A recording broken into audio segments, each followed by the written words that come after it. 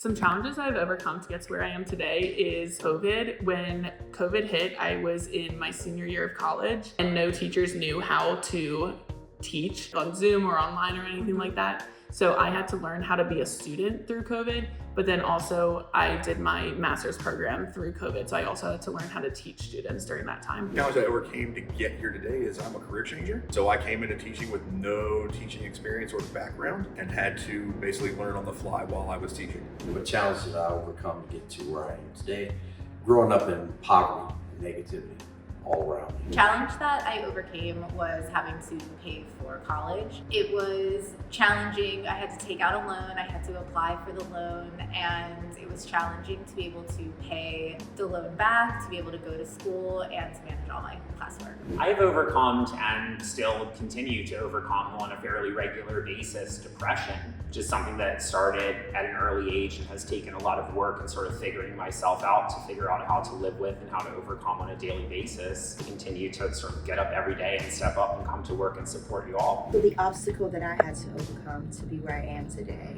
includes my education.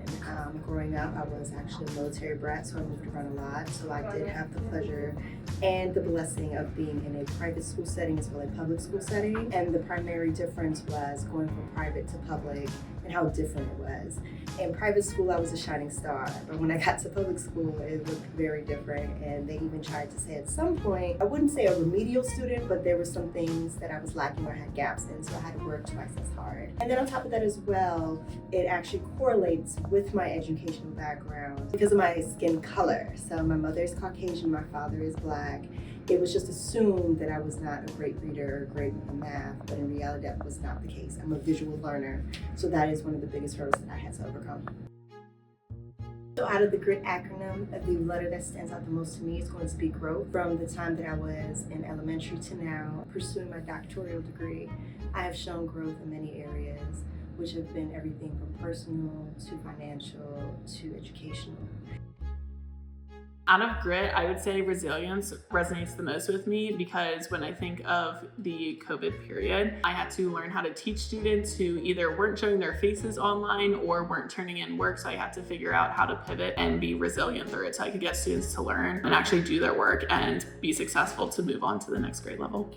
In that acronym, the one that resonates with me the most is R, which is resilience. And the reason that I chose this one is because you can't always control the things that happen to you, but you can control your response and how you react to those things. Always in life, you're gonna have challenges, but it's how you react and bounce back from those challenges that's important. Yeah, our resilience resonates with me the most, which I think has a lot to do with my first answer. Just the idea that we're gonna face challenges in life, that those challenges can actually help us grow as people and become better as people, and we get better at overcoming those challenges as we go on. That one really resonates with me, resilience. The reason integrity resonates with me is because it's one of our expectations in the school. So if I can't demonstrate integrity with my students, how can I expect them to demonstrate it back to me?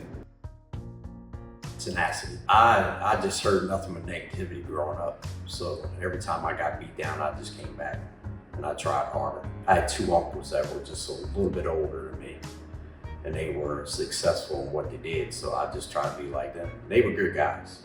I would also say tenacity. So there are two for myself.